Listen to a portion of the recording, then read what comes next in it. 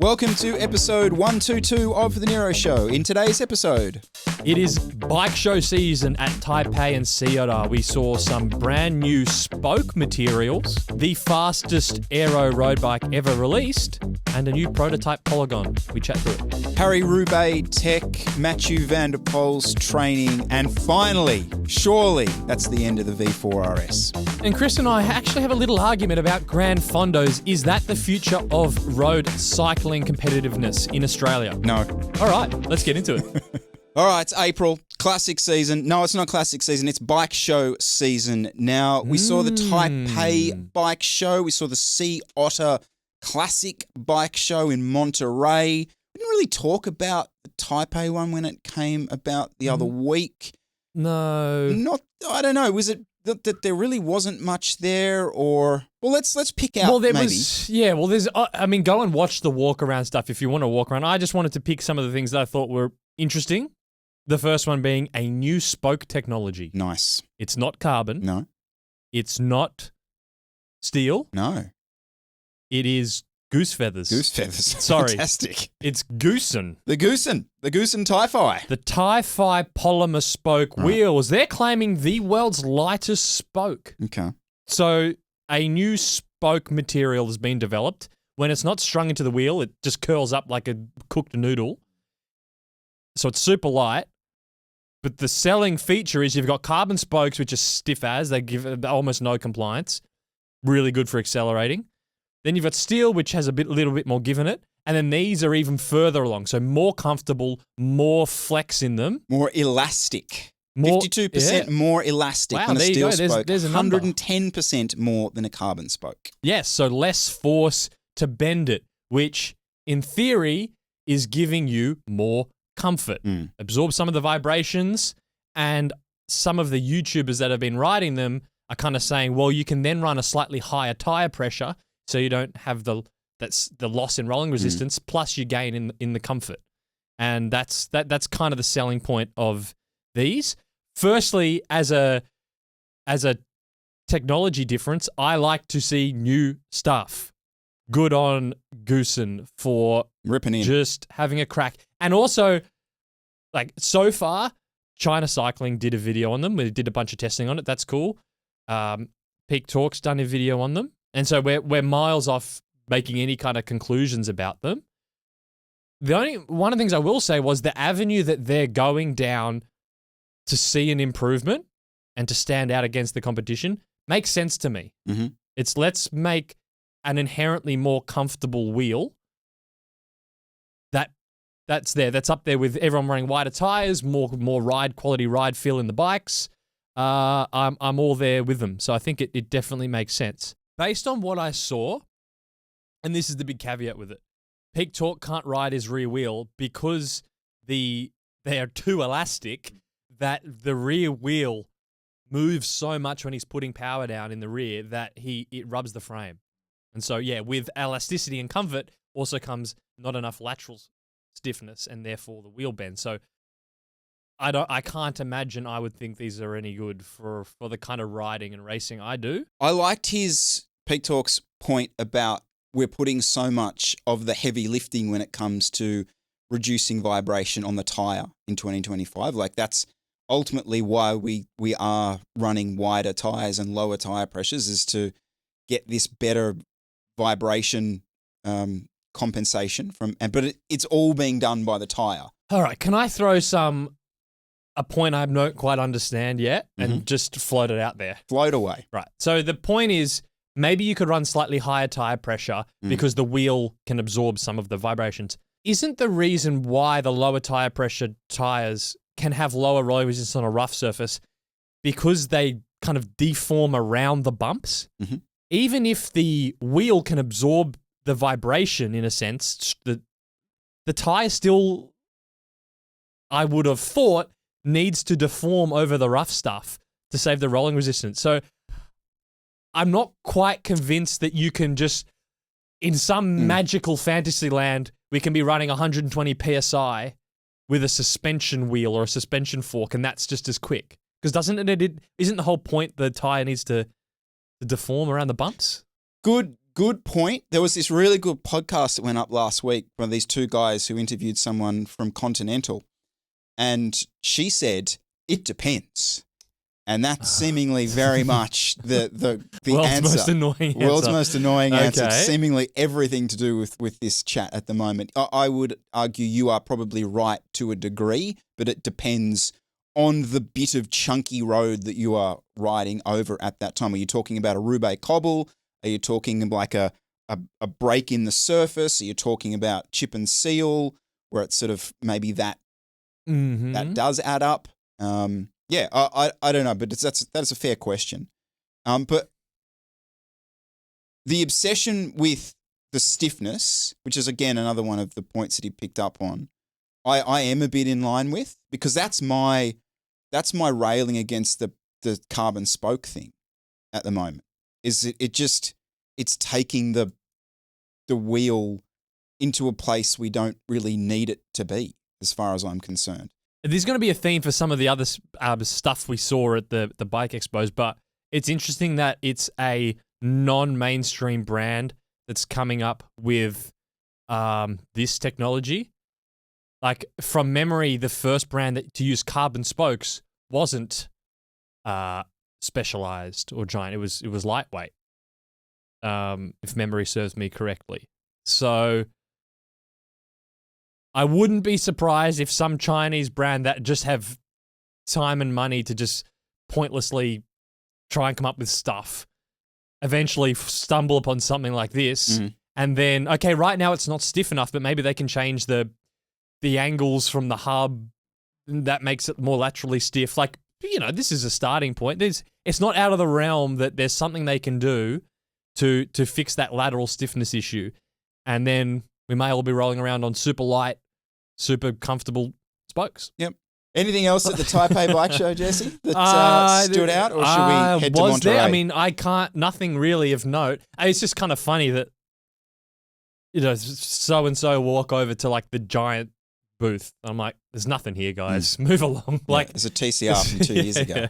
Yeah. It's not to pick on giant, or basically any of the mainstream. They walk over the Canyon one. Oh yeah, some freaking fake custom paint job. It's just not that interesting. It's kind of, it's cool that some of the new stuff is coming out of smaller brands. Yeah, speaking of smaller brands. There we go. So over to Sea Otter. Can we quickly chat about this Polygon? Yeah. So yeah, I'm keen. Why do we care if there's a new Polygon? Well, it's because the old Polygon, the current Polygon, it was just such stupidly insane value that you can't really ignore it. So when they do an update to basically what is arguably the best value fully built road bike you could get in Australia or the US, we need to look. I mean, look at this neat package they've got here. Deep forks. Yep. Interesting shaped down tube. Did you notice that? It was like a cone shape almost. With to hide the bottles. Yeah, it's kind of like deep fork and then Dogma-esque down tube and big bottom bracket Huge. area. Yep. Kind of like the Dogma. And then it's got the Canadale Super 6 seat tube thing where it's thin until the seat stay junction. Then it's a bit thicker for the Aero. Deep seat post, drop seat stays. Lots of adjustability on that saddle rail as well, which I always kind of take mention of. Yeah, really. It almost looks like a time trial amount of adjustment. And then, so the current Polygons all came with the Vision integrated bars. And this looks like they've gone to their own separate carbon fiber bar and stem. Probably one of the pieces of feedback from the current Polygon was that the size doesn't fit you. You kind of screwed. And you've got this like, what, 500-600 retail value handlebar, which you can't use, which is a bit of a waste. So I think for a bike at this level, the price they're selling it for, going to the separate bar stem is a good option. Their own new wheels, so remember they're their brand entity, which were super narrow on the current ones. They're not really usable from a performance point of view. These carbon spoke almost look like a CRW, really, with more spokes. Yep. Looks a lot wider. really, I mean, that's neat. Look at Yeah. that package. No, this is exciting. It's exciting because looks like a brand that is continuing to develop. Like, it would be quite easy for them to just run that Helios for another couple of years and say, it's good. It's good, solid value Aero road race bike. Happy days. Mm-hmm. Easy to recommend. No, we're actually going to try and improve and move to a next version of it. So I'm keen to see actually what this ride's They like. do also sponsor a Conti team in Malaysia. I think what's his name? The sprinter, Harif Saleh. Can't remember yes. exactly. Yeah. He's quite big on Instagram and stuff. And a really good sprinter. I think I saw him on it. So they've had riders on it. Interesting one to follow. I mean, the problem is for like a lot of the bigger brands, line any of these do-it-all Aero tweaked things, and it's literally a joke now. I mean, look at that. That could be. That's a Devel. That could be a Tavello. That could be a Super 6. That could be anything. Yeah. It's just, that's In a kind good of way, interesting. In a good way from a consumer perspective. From an availability point of view, if you're in different countries, from a pricing point of view. Yep. It'll be very interesting to see how that prices up. But yeah, ball's in your court, Marita. Just going to say, I mean, this is, to me, I know people in the US don't really get this chat, but that is right aimed up against the Marita Reacto and should be.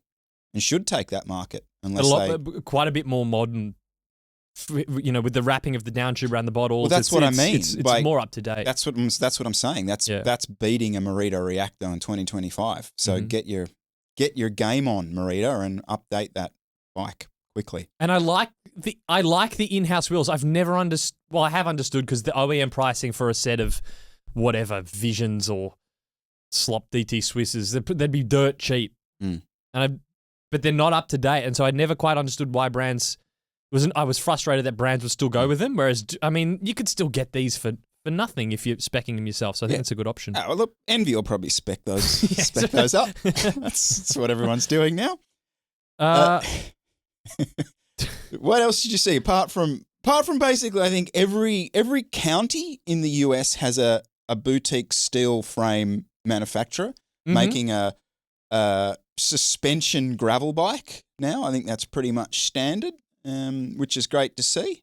But yeah, what else popped out in Monterey? The Stromm cycles. I've gone to I actually didn't really know anything about the brand. They look like they're from the United States of America. Correct.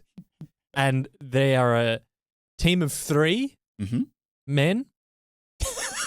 And deep research here. This is some of the best. Designed the most aerodynamic road bike it appears you can buy ever, ever potentially. Not. I'm not kidding. First thing, can we please bring up the photo from the front? So for those that are listening, don't worry. There's not much to look at. The chunkiest thing I'm seeing is extraordinary. The drop of the handlebar with the bar tape. That's how thin the profile is from the front. I'm almost confused where the bearings are. Because there's an 1 1/8 inch bearing up the top there that can take a separate bar and stem, which is one of their features for usability. I don't know how they've managed to make these tube sections so thin. It is absolutely crazy. So, in summary, this is a new, unapologetically aero-only focused road bike, kind of looking to eat the Cervelo S5 as lunch, taking advantage of the new UCI rules, and they have absolutely gone to town. So can I just quickly read their little gambit right at the beginning? I just love this. Yeah. So I think this might have been written by me. We're sick and tired of road bikes that are halfway aerodynamic. NACA aerofoils shapes and crazy curved tubes that do nothing but make the marketing guy's job easier. Please. NACA shapes are 1930s technology. We think you deserve tube shapes more modern than black and white television. and aerodynamic design that delivers incredible performance instead of shouting about it. So that's what we made. We custom designed the shaping of every tube on the racket. Are we going with racket? For the right balance of aerodynamics, strength, and weight for that exact spot on the frame. There we They're go. ripping in. The boys aren't happy with do-it-alls. That's for sure. No more camtails. No more knackers. What does it look like? It's basically looks like a time trial bike with road handlebars. Mm-hmm. Huge fork. Huge head tube. Huge seat tube. I'm saying that because it's kind of what it is. But then extremely narrow from the front. So narrow. Extremely narrow. Could you imagine riding behind that? You would just see nothing. Yeah. It'd be, yeah. If you were riding that in front of me, I would have just clear vision. Yep. Incredible. Razor thin seat stays too. So there's almost, you can barely even see the seat stays. They're absolutely tiny. Mm-hmm. And they're claiming in their white paper that they tested against the fastest competitor's bike in the, I'm assuming World Tour. So what are they probably? I don't know why they don't just say. Is there a legal reason why you can't just say? In this is the US we're talking about, so probably yes. Probably, yeah. You'd get sued. So 40 kilometers an hour. This is with the dummy with the legs, no upper body, kind of like the Tour magazine. Across the yaw angles at 40 kilometers an hour, so not at 45. 10 watts faster than the next competition. Which, if we let me just butcher the maths here. So 40k an hour, so that's a bit slow. So if we take it to 45, let's say that's 15 watts. Faster than the fastest competition, which, if that's a Cervelo, then they're claiming like a 1990? Mm-hmm. One, maybe if we grain of salt, like a 195 Tour magazine. The numbers are there in the white paper. I tend to probably say it is probably that much quicker because it looks radically different. I think to get a radically different result, it can't look sort of similar. So that's the testing that they're going through. They've put a whole bunch of data in the white paper if you can be bothered going through and reading it. Is it worth discussing what we think this is going to ride like, or is it just irrelevant having that chat at this point? No, I don't think it's irrelevant because it is. They're saying it's a road bike. I can't imagine a tube shape that's 10 centimeters deep and a bee's dick wide is going to have really any compliance. I just don't know how that's possible. But it does have 34mm tire clearance, so you stick a 26 internal rim with a 36 external and put a 32 on it. It's probably about the same comfort as anything else anyway. Well, that's the other thing. If you've got 10 watts to play with from an aerodynamic perspective, then what were some of the numbers that we saw on that the 40mm to 28mm tire testing? The aerodynamic much. performance It's like 3 watts, was 4 3 watts. or 4. Yeah, that sort of thing. So you've got watts to play with when it comes to that. The easy kind of thing here would be to say this will potentially ride like kind of shit, which might not be far from the truth, but there's... But someone that wants the world's fastest bike There you probably go. doesn't care. I'd ride this, 100%. UDH compatible. Mm-hmm. Is that... That's a thing, Jesse. That's a thing. Are we all on... We good? Yeah. Well, I mean, you talked about time trial bikes. I mean, you put a 10-46 gear ratio at the back and a 52 on the front, you're probably not taking this to peaks. So what is the point of an inner chain ring on this bike? Not really much. So I could see that being run one by for sure. I'm going to ask that question again I asked when we were talking about the Van Rysel. Mm-hmm. If this was the new Venge, would you be excited? I'd be absolutely losing my marbles if this was the new Venge. So, yeah, it's very, very impressive. If you're just listening and you're not actually watching, go and just do yourself a favor and go look at the photos. It's just how they've even done this is it's radical. Well, that's how they even done this thing's interesting because this isn't cheap. Do you have a pricing on this? So on their website, they're quoting for the frame module, which I'm guessing is frame, seat post, maybe handlebars, is $7,100. So about 7,000. Now, an S Works tarmac in the Red Bull Bore edition, 6,000 or 5,900. So, yeah, you got to pay for it, but it's a small brand. That's my thing. I mean, this isn't a small brand that's just gone to China and gone, right, let's just slap our brand on a few OEM frames and churn them out. Like, there's R&D for days, as far as I'm concerned. They've created their own molds. You're going to pay for this. Yeah, and I think the pricing as well is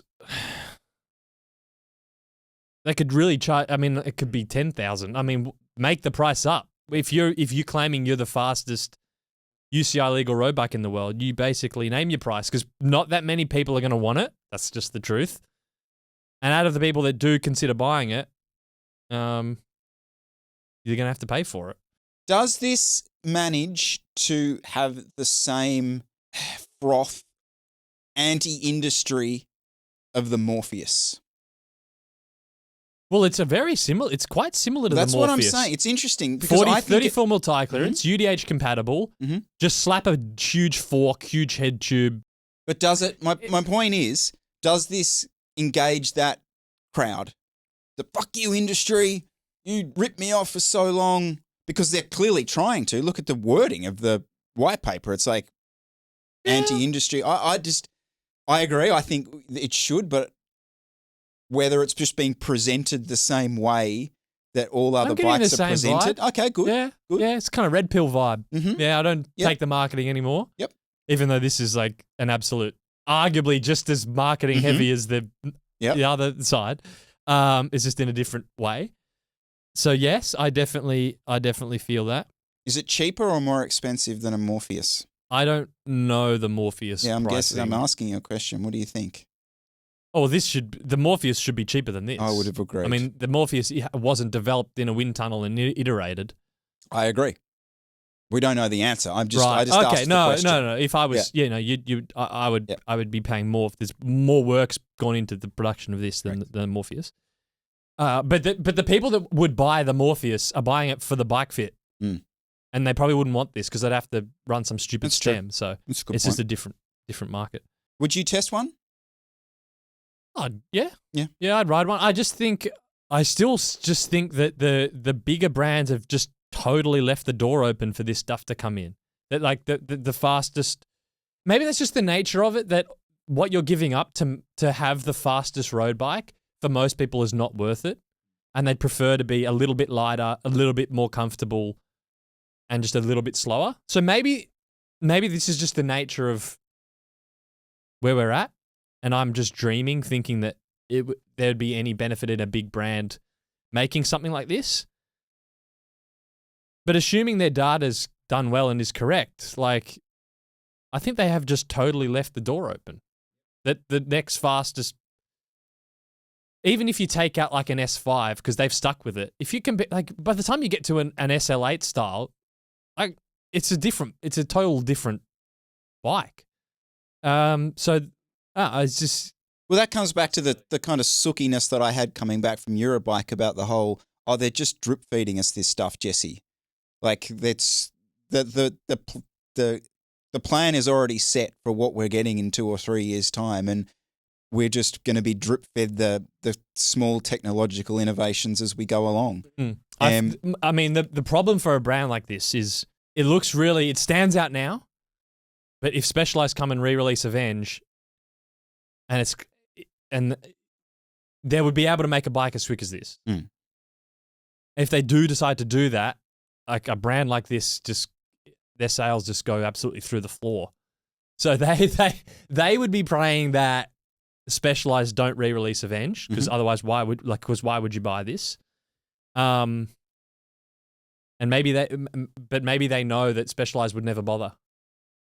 And that's the question. Like, what are you giving up? If you choose to race a bike this fast and to buy it, what are you giving up? Because to me, that's the question.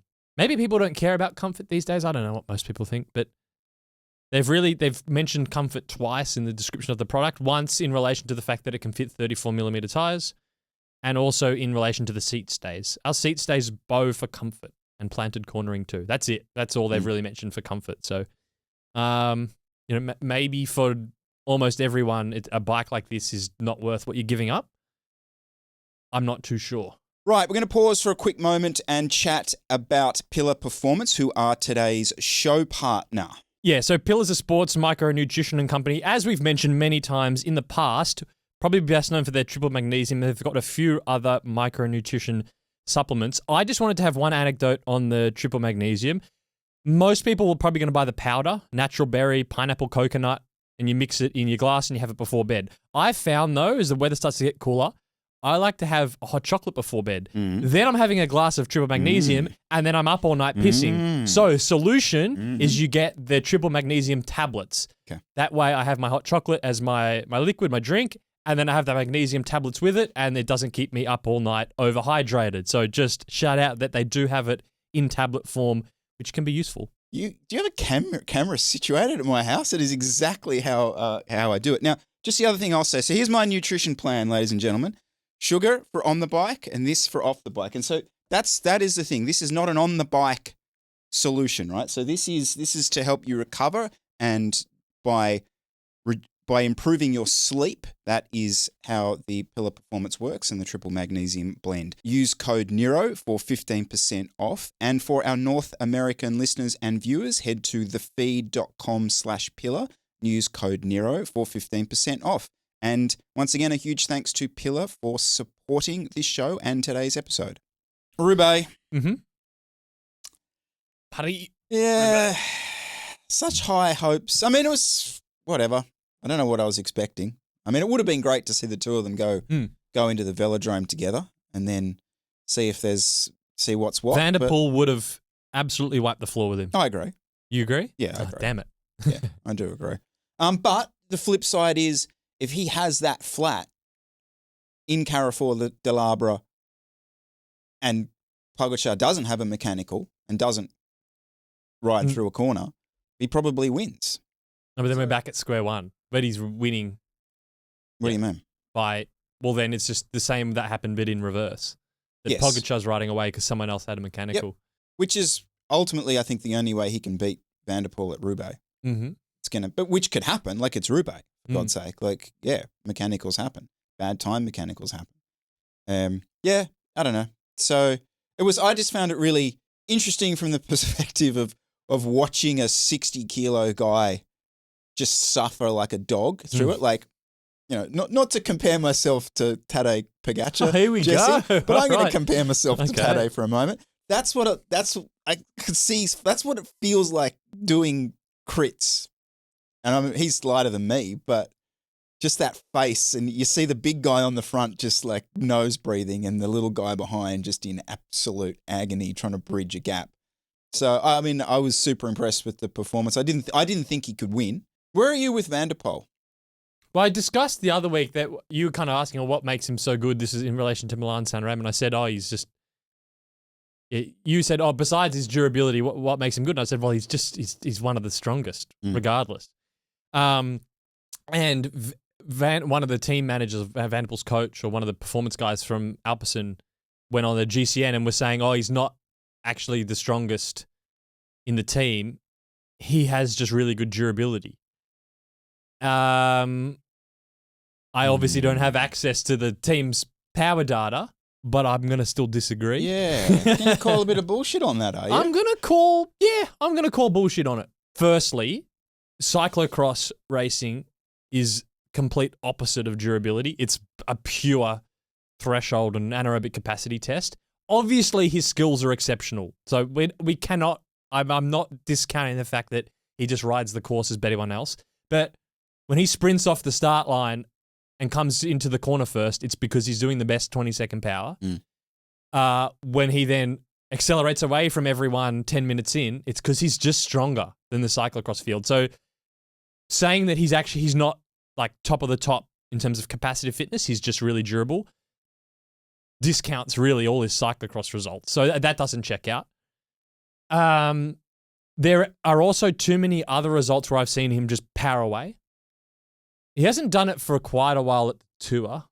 It was the tour, I think it was 2021 or 2022 when they did that Murder Britannia loop, when they did, it ended in 2 loops. And this was the first time when they went up that climb was only about 3 hours into a road stage. So that's not a measure of durability. That stage hadn't been too hard. And the first lap, he jumps off solo, I think, to grab some time bonuses, and no one can follow him. He just rides straight off. They catch him second lap around. Again, he's going up there. He just paces on. He kicks again, and he just no one can follow him. It's like maybe a 3 or 4 minute effort. And he must be doing, again, just no one has the power to follow him. So I don't know what data the team have. And I don't know what other riders are matching his raw power. I would probably say, are they testing him at times outside of when he's in peak shape because he fluctuates on and off a bit? Or is their power data garbage because they're on Shimano power meters? If there is another rider on their team doing his power, what's Bakilo and Raw? I mean, where are they? Because Van der Poel's riding Pogacar off his wheel on a Tour de France stage. After 3 hours, not after 5. So yeah, I just don't see it. Is there a danger that I feel like this durability thing has become the Kool-Aid of the month, that it's the key to unlocked all fitness. Yeah. Whereas ultimately, if you don't have the watts, you don't have the watts. So you can be as durable as you like, but if you're in the last hour of the 5-hour race, but you're in the third group on the road, like it's day done. Yeah. I mean, yeah, we've chatted about it before. I just don't. They have the numbers, so the numbers are the numbers. I'm just looking at results and how races have gone. I've just seen him just ride away from people in situations that don't require fatigue resistance. So I don't buy it. The guy's fucking stomping watts. There's a lot of people that aren't following, and it's only been 3 hours. Yep. Where are you with Wout? Are we still wait and see, or do we need to start sounding the alarm? I think there's distant alarm bells. And we kind of laughed at the washed comments a couple months ago. Well, the classic season, we're in the middle of it, if not coming to the end of it. There's a few more classics on. Well, the alarm bells are well and truly off for him.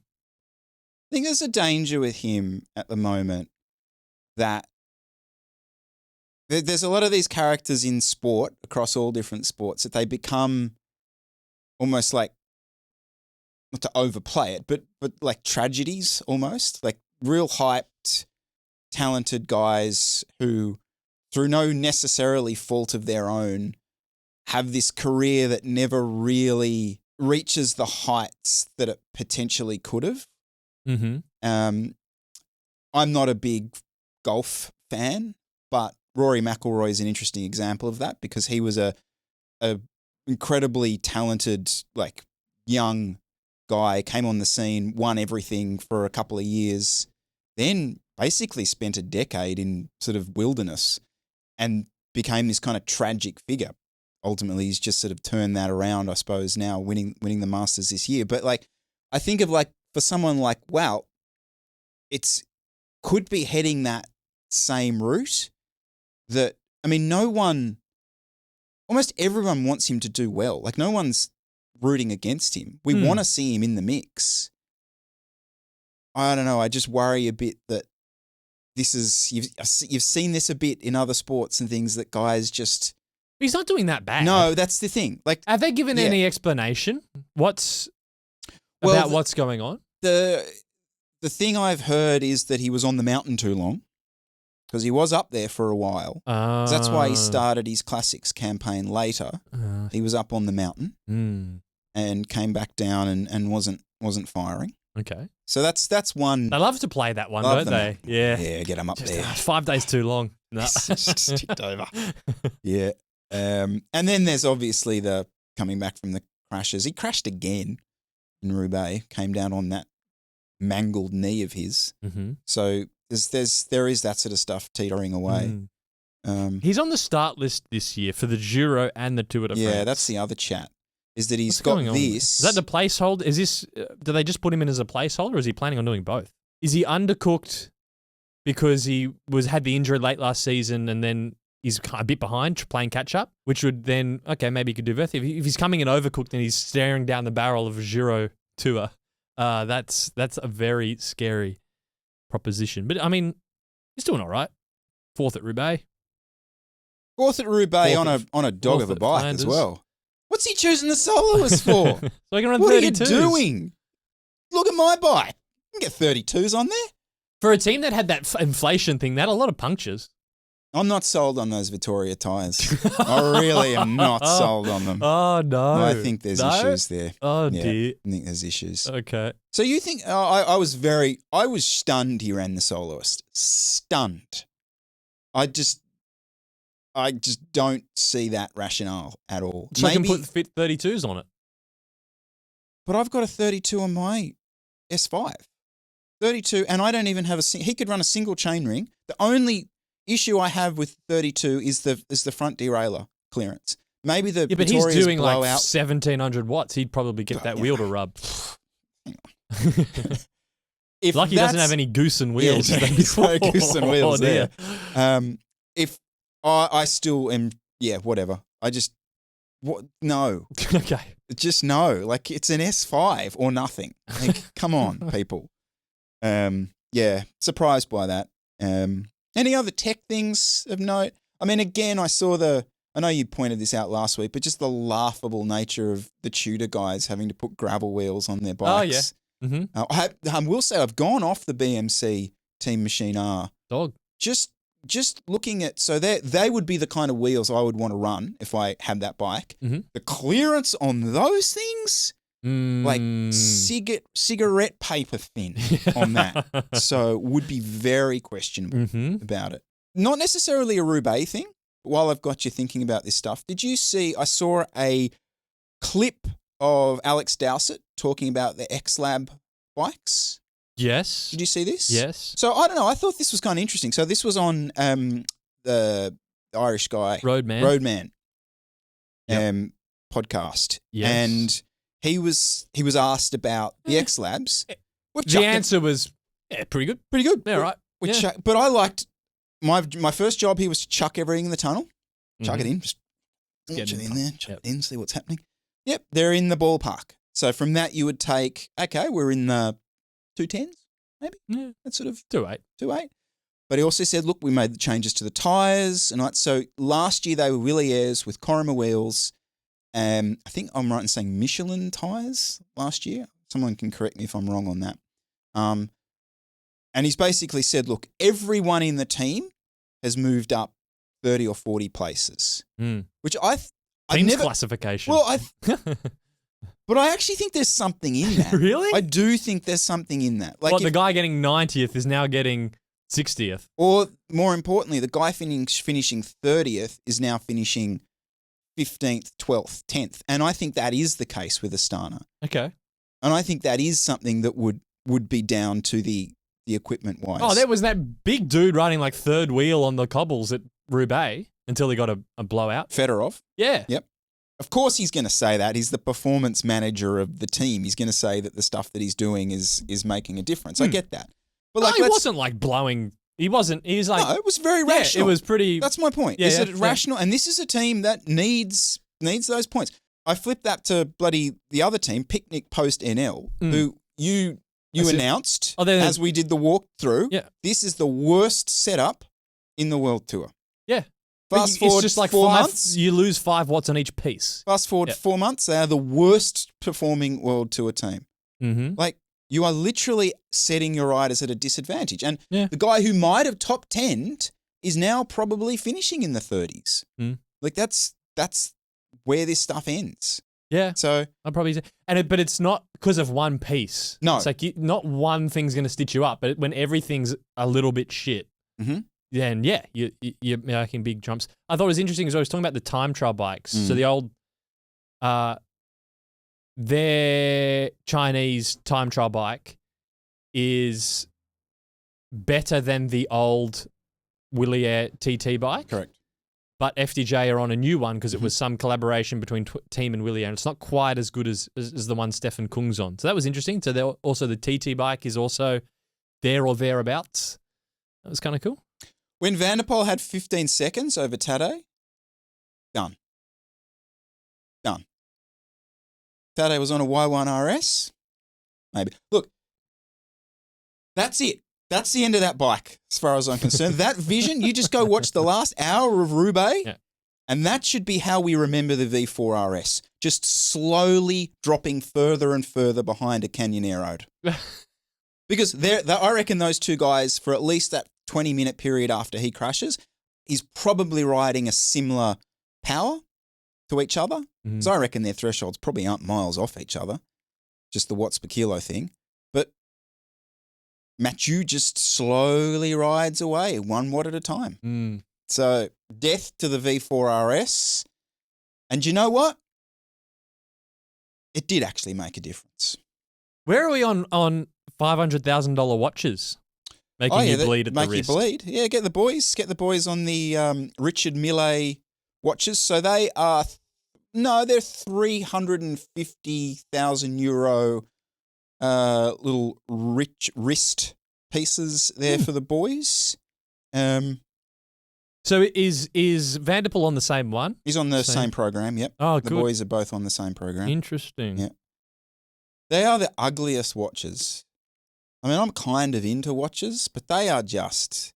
No good? What do you think? I'm not... It may shock some people. I'm not really a watch guy, a luxury watch enthusiast. But you know nice. Like if you... I don't know. I just kind of feel... Oh, they're kind of like ugly in a flashy way. Well, that's probably what they're meant to be. Yeah. Ugly in a flashy way. Yeah. Yeah, okay. Hop out of your sports car at the casino. Yeah, you got the Richard Mille. That was the other anecdote from the roadman chat with Dowsett was, and Dowsett was saying last year, I think it wasn't last year, it was the end of the previous season, that Cav was calling him, trying to get info on, like, what's the good tyres? What's the good tyres I should be running? What's the width do we need? Like, what kind of Aero bottle? Like, what should we, like, this is Cavendish, like the best sprinter ever. Like chewing the fat about what tyres he should be running. Speaking to someone has absolutely nothing to do with the team he's on. Like that's the level that we're at. On a less negative note, Astana then made the change because then they went, oh, shit, if this is the level we're at, we should probably just hire the guy giving the advice and try and improve. And then that's where they then hired Dowsett because they realised that your rider's going around messaging essentially random people about what tyres they should be running isn't exactly the tip of the spear of a sports. So my mail on that is, the bit where you said that's actually XLab. So the people that, when they came in and got involved with Astana, it was the European people in the XLab side that went, no, we're actually going to concentrate on this stuff because we need this team to move the needle for us in a performance way. So we're actually going to concern ourselves with performance rather than it being the Vinokurov bunch. Right. Okay.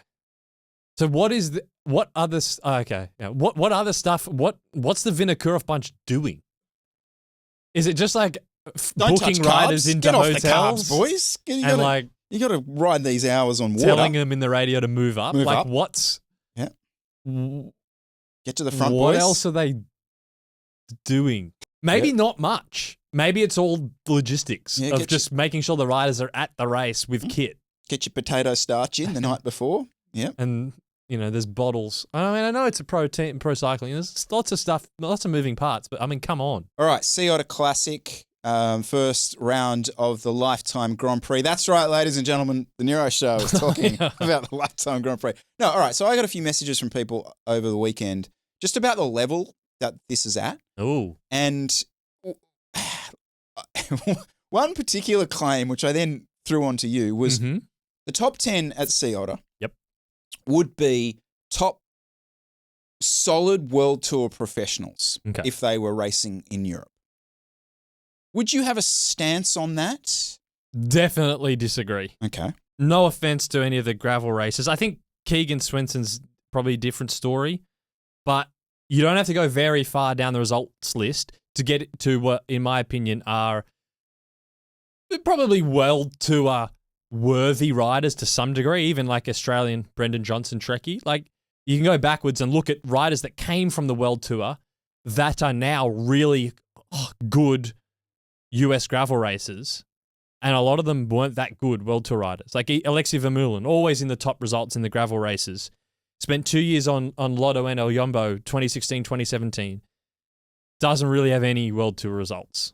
Okay. You know? And comes to gravel and he's up there. Same like Peter Vakoch, Peter Stetner's had a long career in the World Tour, but they're not, these weren't what you'd probably say are good. And when I say good, I mean winning a stage at any of the Grand Tours or top 5 in a classics or something. But it's not the full picture, because something happens when a rider can do a career as a gravel racer. So I think it's true to say that like an Alexei Vermeulen now, if you just transport him over, would probably get better World Tour results. But I think it's just totally different seasons. Because you got to remember, like a World Tour rider can't just pick and choose their races.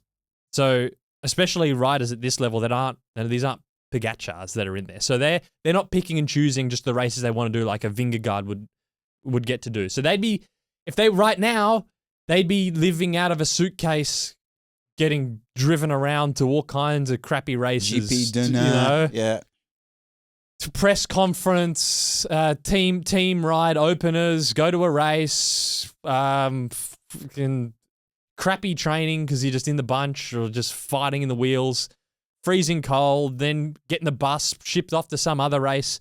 Doing a World Tour season isn't conducive to actually performing well physically. If you're a gravel racer, you pick your events.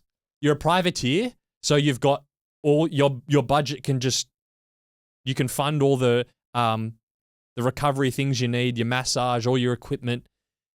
You can have really good training. You can fund your own training camps. You go and you do one gravel race, and then you're back resting, training at home, training up for your next event, go do your next event. It's just over the entire season, you're going to get much better physiological outcomes because you're not getting carted around doing crappy races. And the risk of crashing is a lot less. Like how many World Tour riders crash early in the season, do a collarbone, then they're out for 2 months, then they're training just to get fitness back so they're fit enough to go to a race. It's just crap. So I think if you did testing of the fitness of the top 10 in a US Lifetime Grand Prix race, I reckon you'd be like, whoa, this is really competitive. But it's just much harder to do a World Tour season. So if you took, Brendan Johnson back out and forced him to do a road season with an average World Tour team, the gravel Brendan Johnson would wipe the floor with him. I think it's just a totally different situation. So I suppose what you're saying then is come race day, come the peak events when these guys are actually able to prepare themselves for that their level could be at what would justify a solid World Tour pro. But it's not really fair because they didn't have to go through an entire road season, being a domestique and breaking a shoulder blade and all of that crap that a road pro had. So it's not really apples and apples comparison. Dog or fast bike? We have 3 this week, Jesse Coyle. Ooh, the triple. 3 very different models. I will start you off. Dog 1 or fast bike 1. Canyon Aero 2018, size large. Okay. 38 120 integrated bars, Zip Service Corsa bar tape, Ultegra Di2, Dura Ace direct mount brakes. That's right, ladies and gentlemen.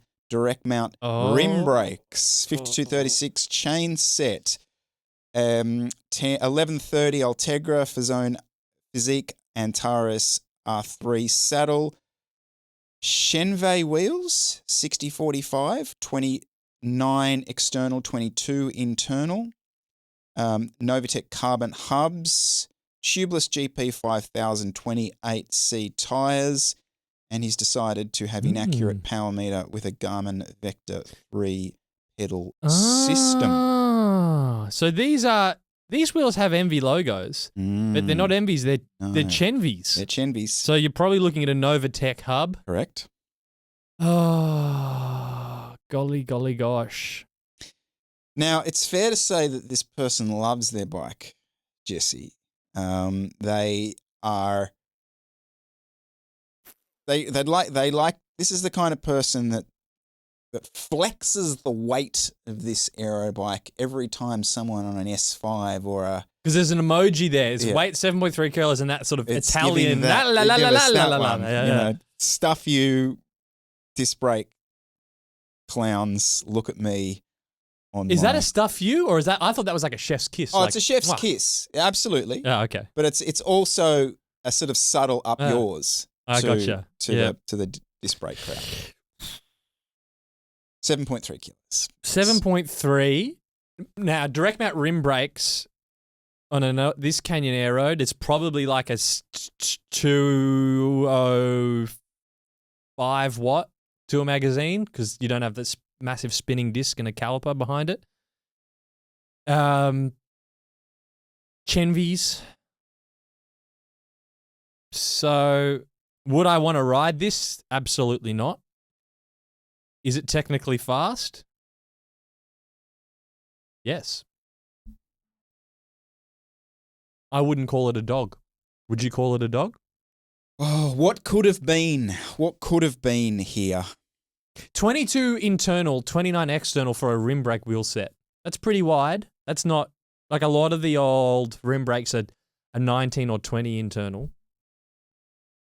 So with a 28mm tire, that's nice. 30 on the rear. Here's the thing. Fits because you got direct mount brakes. I agree that this is maxing out the capabilities of a rim brake aero bike. I am not going to argue that. And if you're happy to ride that bike for the rest of your life, then yeah, it is a fast bike. I can't.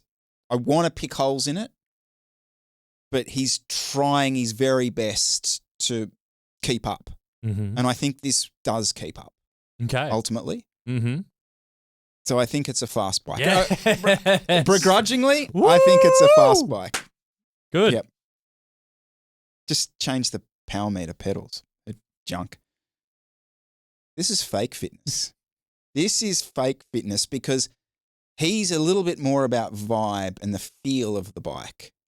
And so and he's kind of rubbing it, he's got this thing still that he's rubbing in the face of his disc brake colleagues, and he often uses it as a bit of an excuse when he gets dropped. Potentially fake fit. Okay. Sorry. Dog or fast bike number 2, the Hambini approved Denang R02 frame. What? The GC Performance approved Roville Rapide Sorry. CL2. It's a Dengfu. Dengfu. What did I say? Denang. Denang. Oh, that's right. I put an A in there. Yep. GC Performance approved Roville Rapide CL2 front wheel. Coil ratio 0.6 mounted with a 26C measured 28 Pirelli P0 TPU tubes. Patrick Lino. Hold on. No.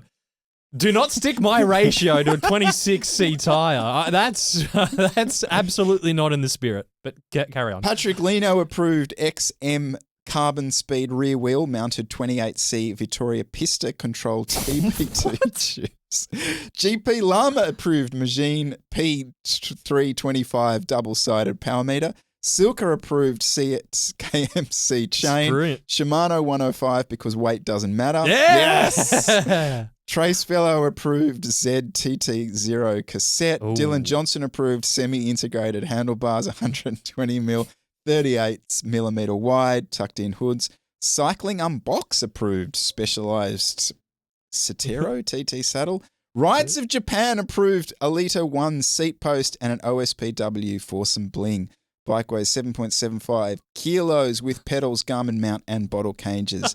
Now hit me with some truth. What a absolute pile of garbage. I mean, that thing is doing nothing well. And I mean that in the most loving way possible. It's heavy. It's slow. You've got shifting performance issues potentially to weight weenie upgrade to end up with a nearly 8 kilo bike. Cables are external on a climbing frame. You'd be lucky to be up sub 230 watt to a magazine. I really, unfortunately, can't think of anything nice to say except for those gigantic Shimano 105 cable actuated hydraulic hoods, which is not a nice thing to say. I don't know what that train of thought was. Maybe the power meter? The Magene's good value. What do you think, Chris? Can you save me here? I can't save you. That's an absolute dog. This is the problem when you just listen to a lot of people that don't ride their bike enough, I think, ultimately. I don't know what this is doing well, unfortunately. Is this potentially the worst bike that we've had on the show? It's up there. Yeah. I mean that. Yeah. Is that the smallest coil ratio we've seen? I honestly don't know what the thought process. This is just like, can I use every YouTuber's code to purchase a product? I don't like. Was there any? What's the?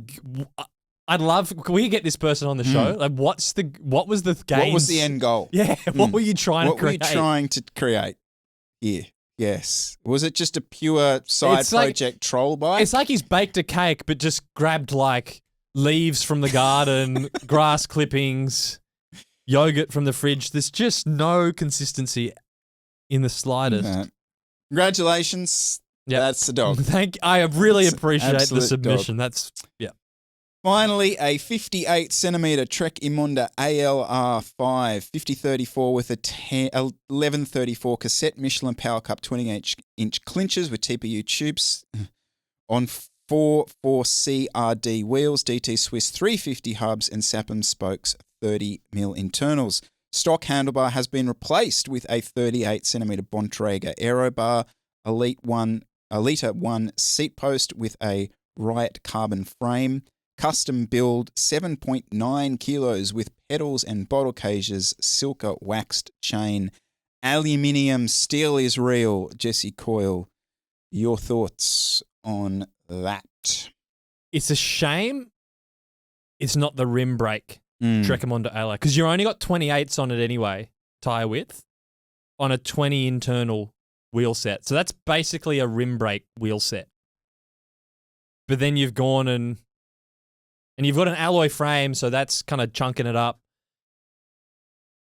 and doesn't have the ride feel. So at this stage, if this had been the rim brake one and you were sort of, it's just my, as much as Chris hates it, it's just my crit bike, I could kind of get around it.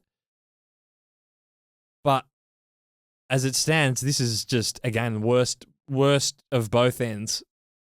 So for me, that's a dog. That is really difficult. I agree with you. This is sadly a absolute bona fide dog, and you're right. It could, if it was a rim brake with some nice alloy wheels. This is a beautiful cafe racer bike. You know, you take it out with the boys because Trek on the Sunday. I think Trek still do the Imonda ALR rim. Well, they did last year. I don't know, 2025 model. Yeah, I mean, I could see that fitting that bill really nicely, and you could swap a few turns on it if you had that build.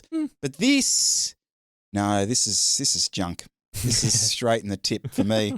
I don't mind the paint job. I'll be honest. I don't mind that at all. Good position. Yeah. He's got a nice little Arne Peters setup. Good little position on there. Little tilt in the saddle. Nice little relief of comfort. Michelin Power Cup. I mean, you'd spend half your life trying to get those on and off your wheels. Have you ever tried to get those on? Ooh, absolutely impossible. Yeah. 5034 chainrings with an 1134 cassette. See, that's a proper climbing spec cassette. On a bike like this, I don't get it. No. I'm not really vibing. No. Unfortunately. What else we got? 50-minute club, Jesse. Yep. Something around there anyway. This is, I think, 50-minute club I want to just term as Chris's rant of the week. All right, go on. What do we got? So you can join in with me or you can argue against me. I just want to say something off the bat.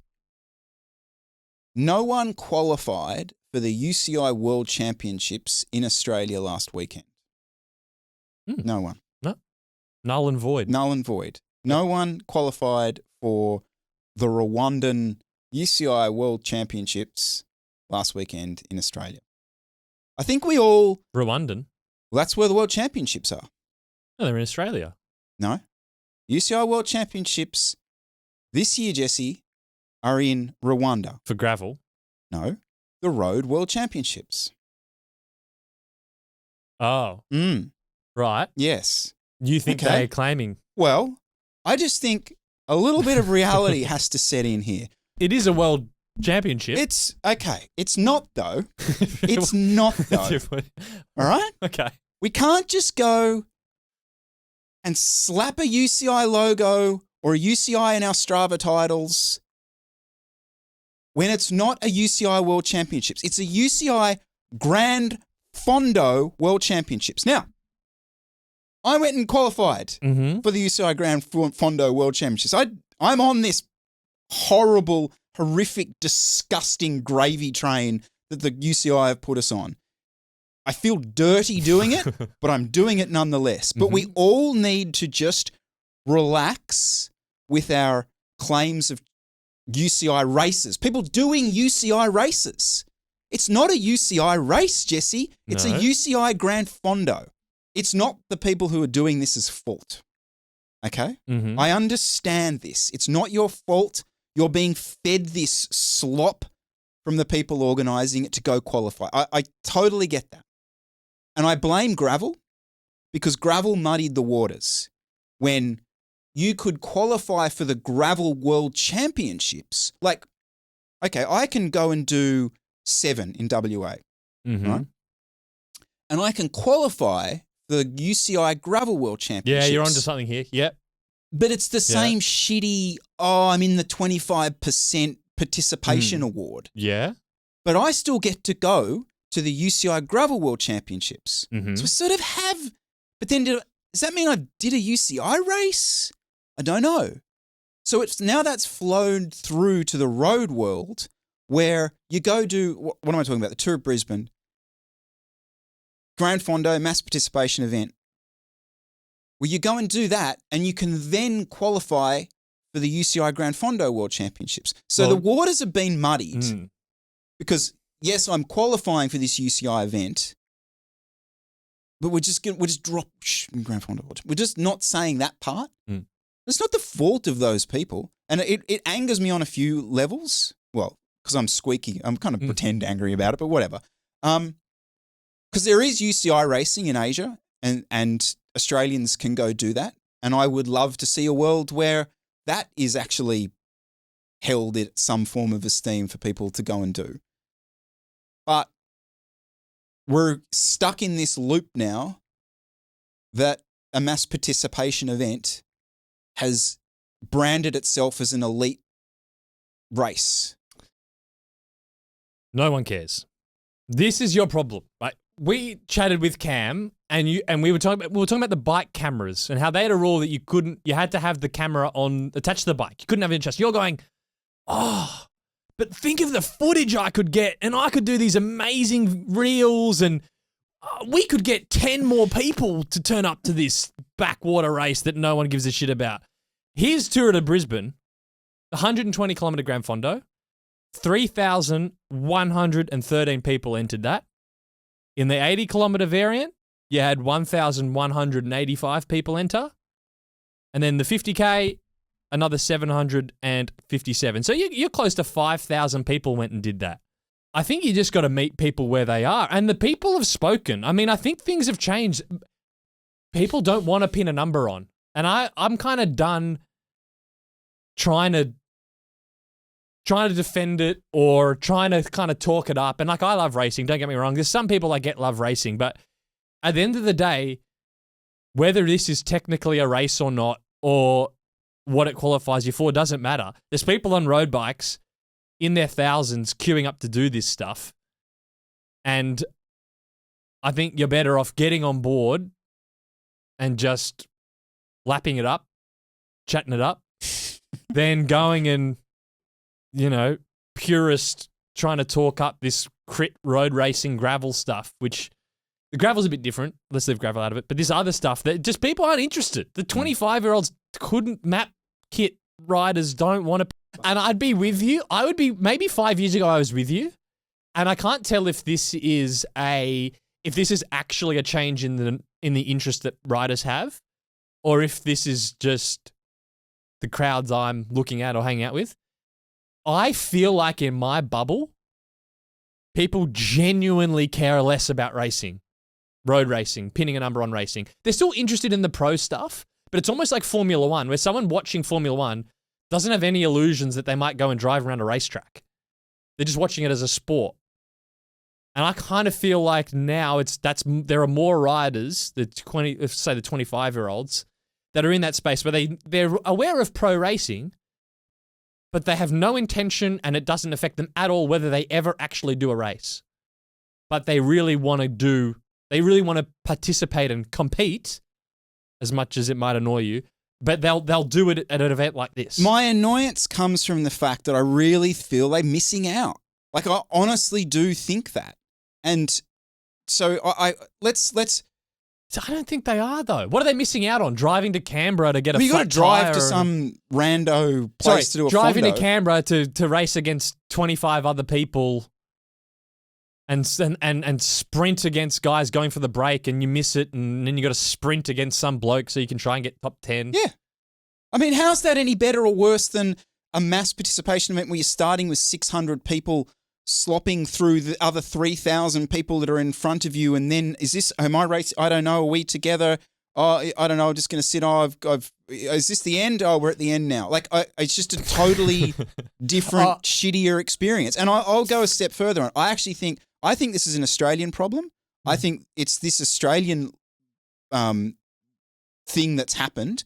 I actually think in the US they've got a pretty good flow through to the domestic racing. So like, if you see the numbers of people doing like some of the NorCal racing, it's pretty good. And maybe it's because they don't have this Gran Fondo thing that's taken over as much as that we have here. But ultimately, people are more willing to go and race. And I do think that you flow this through 10, 15 years' time. If these people that have got into the sport now, I can see you falling asleep over there. No, if you think their only experience of this sport is just a couple of Gran Fondos, ultimately I think the actual sport side of it, because I don't care about the participation. Cycling is a sport to me, and sport is sport. It's not leisure. That's just the way I think. All right? No, yeah, okay. Yeah. And we as a country, that's normally how we've viewed sport, is competitive. And I think that's gone missing. And you flow this through to 10, 15 years' time, you're in a position where... Let's flow it through. 10, 15 years' time. You go from 40 people pinning a number on at a state race to 70. What? Right? Like in your hypothetical dreamland. Oh. Of everyone suddenly gets the bug and itch and wants to race, right? 300. Yeah, right. Okay, maybe. Versus my dreamland, which is everyone thinks this mass participation, quasi-fake racing stuff kicks off. You have 10,000. You know, it absolutely wipes the floor with anything that you could do for in terms of just pure numbers. Dwarfs what you could do with a racing thing. Okay, I'd accept that, and I still feel quite awkward about promoting racing because I'm in my why am I even talking about racing? Like, just get over it, Chris. Go and do the mass participation stuff. I totally understand that. But don't you think there is something that a certain percentage of people would miss? No. Would get I think you'd bring more people in. Okay. I don't think people are missing much. Okay. Oh, you miss driving out to... Yeah, but you're just talking about the stupid logistic crap. No, okay. Like, I'm talking about actually you're in the race. That buzz of, fuck, I made the break. Like, imagine that. Like, that feeling. No, because if I'm a 25-year-old guy that just bought a bike, going and doing a mass participation thing is sick. Totally disagree. That 25-year-old person probably played cricket and rugby or something at school and then maybe played at university and they've still got that competitive itch in them and they want, that's essentially me. Like they want to flow that through to the sport. They see these races and things on the TV. No, it's too different. They're too separate now. I reckon they scratch that itch with a mass participation. Do you remember it's crazy how fast this has changed. Like it was only 2016, 2017, maybe 2018, even mentioning the word Fondo was laughable. Like it was a joke. Yeah, that's what I'm saying. It was a legit joke. Yeah. You're going to do a like literally joke. And this isn't like inner bubble people. This is just people sort of semi kind of regular riders. Now the joke is, oh my God, you can do a race. What the fuck? I'm telling you, I'm seeing the change and I'm riding the wave. You're stuck over here with your little mates club filming reels. So, but I've seen the difference in coaching. Like a lot of people that come in, again, this might just be an Australian thing. I haven't done the numbers, but it feels like more of a majority are happy to just do the Fondo scene. And it's almost a bit weird where someone's like, yeah, I really want to race and go and do this state calendar. You're like, hats off to you. Go for gold. But like, that's a bit weird now. Usually that might have been someone that raced as a junior or somehow have some idea of what a race is. For what feels like the majority of people now, this is what road cycling racing competitiveness is. Mass participation. Now, I got stuff to say about the actual Tour de Brisbane event. I think how they do the first 6 kilometers dinking around the city with you and 1,000 of your closest mates crashing all on top of each other on bike paths is total slop. And it's basically whoever lined up there first gets to go off and everyone else is crashing into each other. So the course needs work. Like, I don't think this is the most amazing event ever, but that's where 3,000 people signed up to do 120K. So do I need to stop talking about this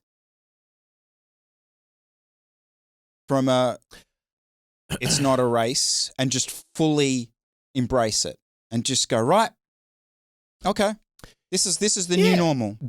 I think you need to not go if there's some 25 who are going, oh, I'm training for Tour of Brisbane, for you to go, oh, it's not even a race. Like you're missing out.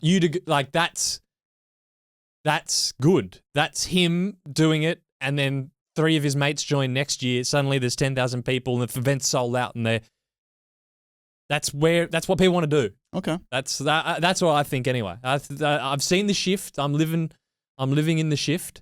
I mean, I'm not under any illusion that I'm talking about 2% of people. Right. Okay. I'm not under any illusion about that, but I can still get worked up about it. Yeah. My opinion would be that it's not worth getting worked up about. But I still think the experience that I had when I got into the sport and went through all that, and I value that so much.